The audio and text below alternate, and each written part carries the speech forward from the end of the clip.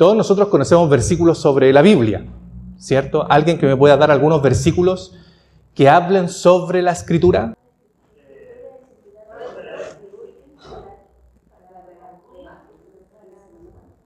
Muy bien. Muy bien, sí, muy bien. ¿De qué se trata la Biblia? ¿Qué hay contenido en la Biblia? Milagros, la historia,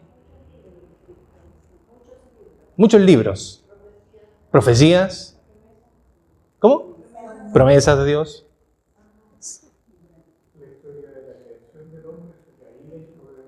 Muy bien, también. ¿Y aquí quién decía? No, Salmos, ya, muy bien. Ahora, sabemos de que eso es el relato de lo que habla la Escritura. La Escritura tiene profecía, tiene salmos, tiene oraciones, tiene promesas, tiene de todo. Pero ahora, ¿cuál es el objetivo de la Biblia? ¿El objetivo es que nosotros aprendamos la historia? ¿El objetivo es que nosotros aprendamos los salmos de memoria? El objetivo de la Biblia es que nosotros aprendamos ¿qué? ¿Para qué nos sirve la Escritura? ¿Para qué nosotros la tenemos acá?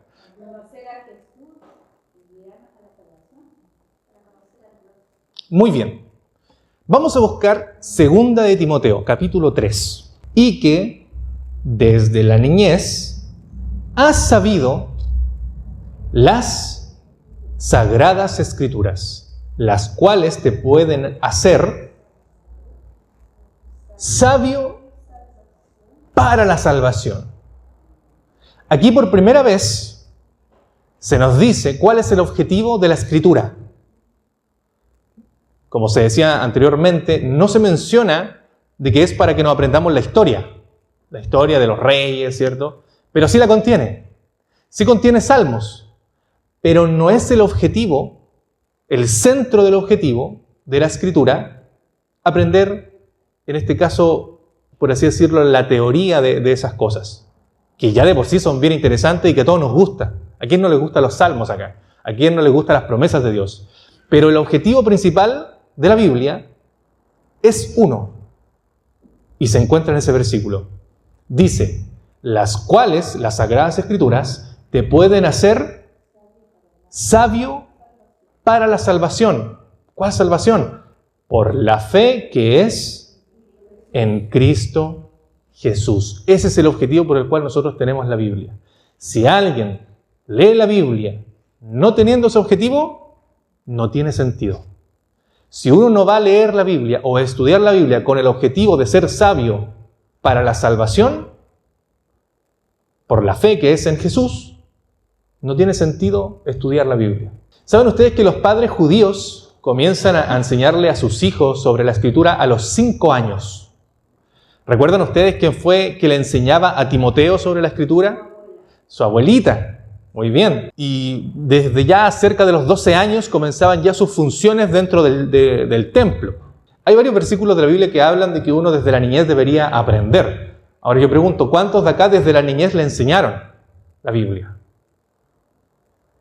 Ya sea por a lo mejor cualquier tipo de denominación. Yo creo que a todos se nos habló de la Biblia en algún momento, o de Dios desde pequeño. Uno tiene instaurado eso a pesar de que a lo mejor no conocía la verdad. A uno desde pequeño le han enseñado de que existe un Dios. Algunos no, pero en este caso sí. Y más con familiares que son judíos, en este caso como Timoteo. Hay muchos versículos que hablan desde que de la niñez es necesario poder aprender la Escritura, ¿cierto? De hecho, hay un versículo en Proverbios que dice, me hallan los que temprano me buscan. Uno puede decir, claro, hay que buscarlo de temprano, pero también tiene una interpretación de buscarlo a temprana edad. Y que desde la niñez has sabido ¿qué dice? Las Sagradas Escrituras. Literalmente dice sagradas letras. Recordemos que en los días de Pablo no existía la colección de los escritos del Nuevo Testamento. Entonces circulaban algunas porciones sobre la vida y las palabras de Cristo, pero no estaba el Nuevo Testamento como tal. Lo que existía allí, en ese tiempo, como ya establecido, era el Antiguo Testamento. El cristianismo es una religión, ¿cierto? Pero saben también que está como religión el islamismo, Está también el budismo y también el hinduismo. Y estos también tienen sus escrituras.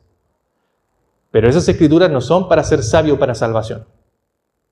Que diferencia ya de por sí lo que nosotros creemos en el cristianismo de la Santa y Sagrada Escritura. Que sí nos pueden hacer sabios para la salvación. Yo quiero comenzar en esta hora hablando sobre el versículo que viene después. ¿Y por qué voy a hablar de este tema? ¿Por qué voy a hablar de este versículo? Porque es un texto que nosotros siempre usamos. Siempre nosotros lo usamos, lo decimos, lo comentamos, pero hoy día quiero que lo podamos analizar de una forma bien detallada. Y quiero partir leyendo 2 Timoteo 3:16, recordemos que ahí estamos ahora. Toda la Escritura es inspirada por Dios y útil para enseñar, para redarguir, para corregir, para instruir en justicia. Es una palabra griega que es Theopneustos.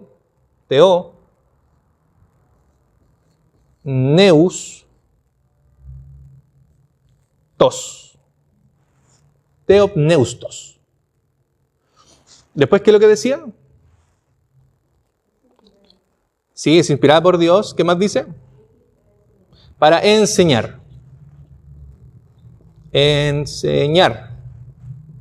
La palabra enseñar, disculpen que les dé la espalda, es didascalía. Didascalía. Después dice redarguir, que viene de una palabra griega que es elenjos. Corregir, que viene de una palabra griega que es nor, parece como nombre de medicamento.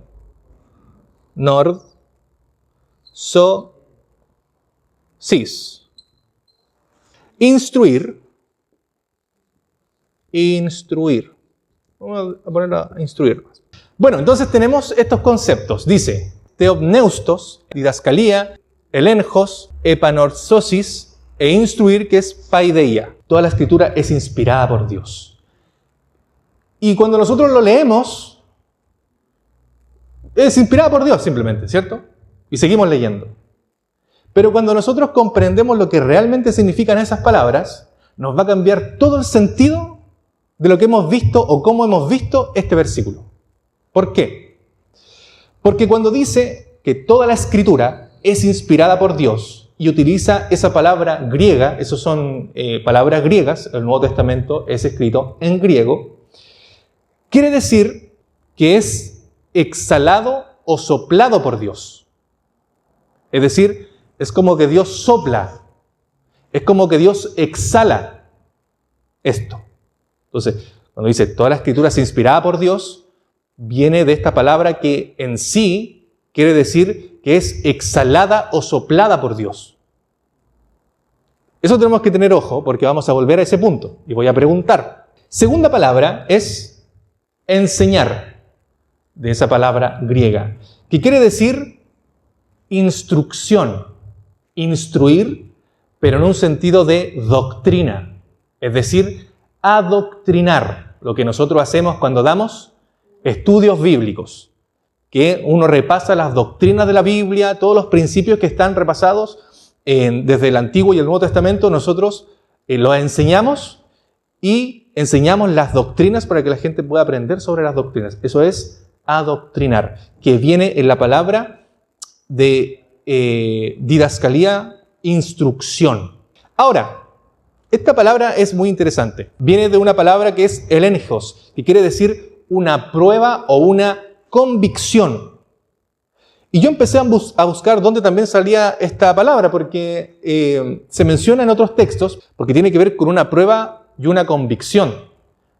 pero tanto de la convicción personal como de la prueba para demostrar, probando con la Escritura, que lo que nosotros creemos es cierto. Por ejemplo, ¿recuerdan ustedes el texto de Hebreos 11:1? ¿Qué es la fe? ¿Y la convicción? Esa es la misma palabra, el enjos. Tener un convencimiento, la convicción de que existe, de que es, de que Dios existe y que por la fe nosotros lo aceptamos y que por la fe Él hizo todas las cosas que la Biblia menciona que Él hizo. Eso es el enjos, es decir, la convicción. Yo tengo la convicción. ¿Ustedes tienen la convicción? Sí, muy bien. Pero ¿saben también dónde se utiliza esa palabra? En Tito, que está el libro siguiente, la carta siguiente después de Timoteo. Por favor.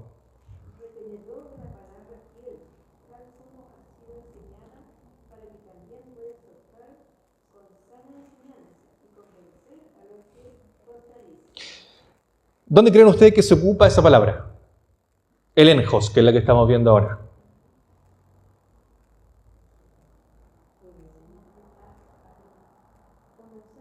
Muy bien, en convencer. Entonces, fíjense que la palabra ahora, la Sagrada Escritura, también sirve para otra cosa. Ya no solamente con la convicción personal de creer en Dios y que por la fe creemos en Dios y todo lo que Él ha hecho y todo lo que puede hacer por nosotros, sino que ahora el convencimiento es ¿para qué? ¿Para qué también sirve la Sagrada Escritura? Para probar a los que contradicen la Sagrada Escritura. Entonces la Biblia también sirve para poder convencer a los que contradicen, o como se dice, refutar, ¿cierto?, las enseñanzas espurias o las enseñanzas falsas. Siguiente punto, ¿cuál es? Corregir. Y esta palabra es epanorsosis, enderezar de nuevo, reformar. Es decir, hay una forma, pero esa forma no está bien. ¿Qué necesita esa forma para que esté como Dios quiere? Reformarla. Entonces tiene que ver con enderezar de nuevo. No solamente enderezar, sino enderezar otra vez. Porque es diferente decir que algo hay que enderezarlo, a decir que hay que enderezarlo, pero otra vez. ¿Cierto? Entonces, la rectificación o lo que es la reforma o volver a enderezar es esa palabra de corregir. Por último, está la palabra instruir, que es paideía. Y esto es tutoría. Tutoría o educación o entrenamiento de una forma disciplinada. ¿Ya? Es decir, una tutoría, como si fuera uno un profesor, ¿cierto? Está muy ligada con enseñar. Entonces, esta palabra incluso se utiliza como de un tutor, como cuando a un niño se le empiezan a enseñar las responsabilidades básicas del ser humano.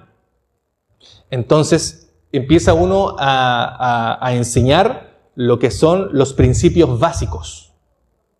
Es decir, la tutoría. Uno es un tutor, por así decirlo, es una palabra más ligada a la educación. Entonces, repasando estos puntos, y después incluso dice Timoteo, vamos a leerlo, toda escritura es inspirada por Dios, útil para enseñar, y para instruir, ¿pero en qué?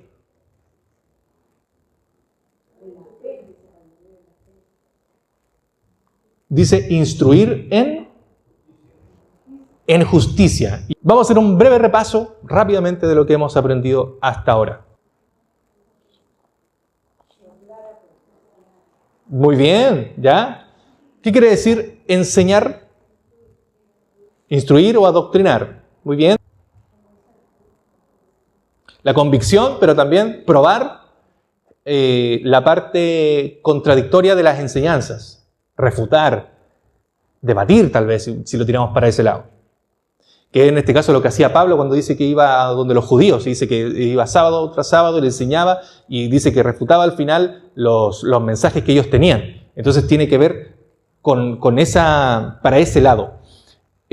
Corregir, que quiere decir enderezar de nuevo, o una reforma, y luego está instruir, que es lo que vimos recién, que en este caso, ¿qué es lo que era? La tutoría de forma como de educación. Entonces ahí encontramos todos esos parámetros. Yo estaba estudiando esto en la semana y estaba pensando de que hay varios conceptos de esto que acabamos de ver que yo lo encuentro en otro lado. Y fíjense, recordemos cuando comienza el versículo que acabamos de leer y dice, y que desde la niñez ha sabido, ¿qué cosa? Las Sagradas Escrituras, las cuales pueden hacer sabio para la salvación. Pregunta, ¿cuándo ha comenzado para los seres humanos la salvación? ¿Cuándo se ha instaurado en el mundo para los seres humanos la salvación?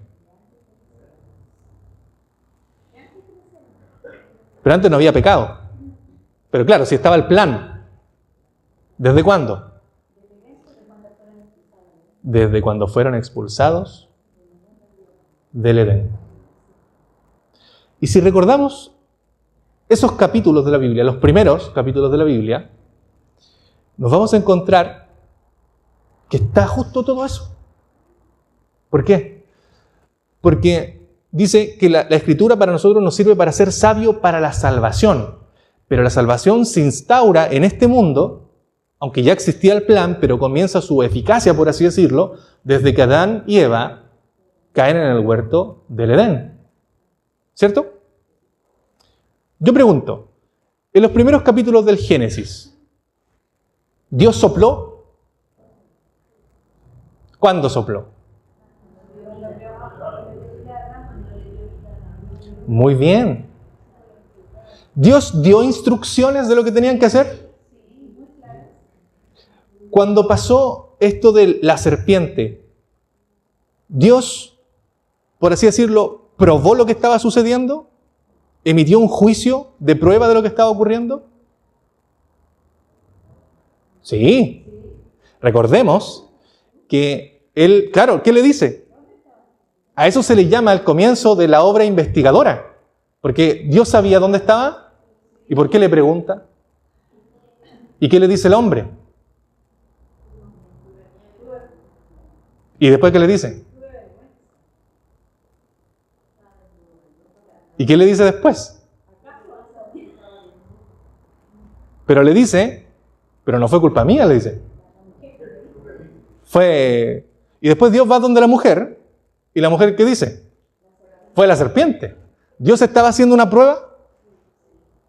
¿Dios estaba haciendo una prueba de acuerdo a la instrucción que le había dado? Sí. ¿Les dio una corrección? ¿Los corrigió? Ahora, ¿Adán y Eva se perdieron eternamente? ¿O Dios enderezó su camino para que hicieran una reforma? De la forma en cómo estaban, como habían quedado, ¿Dios les hizo una reforma? Sí. ¿Fue su tutor para ellos? Ahora, recordemos que ese versículo dice instruir en justicia. ¿Aplicó Dios justicia para cada uno de ellos? ¿Cuál fue la justicia o la equidad o la forma de justa que le declaró la serpiente? Al hombre. ¿Recuerdan lo que le dijo al hombre? ¿Qué le dijo a la mujer? ¿Qué le dijo a la serpiente? ¿Encontramos todos estos conceptos cuando comienza el plan de salvación? Sí los encontramos, porque desde ahí comienza en sí el aspecto de la salvación. Por eso es que esto, la Escritura en sí, dice que nos puede hacer a nosotros sabios para la salvación de esta manera, de la misma manera cuando comienza la eficacia del plan de salvación. Imagínense lo que pasó a Adán, porque gracias a Adán pasa lo que pasa hoy en día. Nosotros encontramos la salvación de Adán y Eva como la muestra más grande de amor de Dios. Porque el mensaje era el día que ellos comieran del fruto, iban a morir. Pero únicamente por la gracia y la misericordia de Dios, Dios los perdonó. Ahora ese perdón también está para nosotros, ¿o no? ¿Y queremos hacerlo parte también de nosotros? Siempre, cada día. Queridos hermanos, que el Señor nos bendiga y que podamos cada día aprender de las Sagradas Escrituras, las cuales nos van a hacer sabios para la salvación por la fe que es en Cristo Jesús. ¿Hay otro libro que nos pueda hacer sabio para la salvación?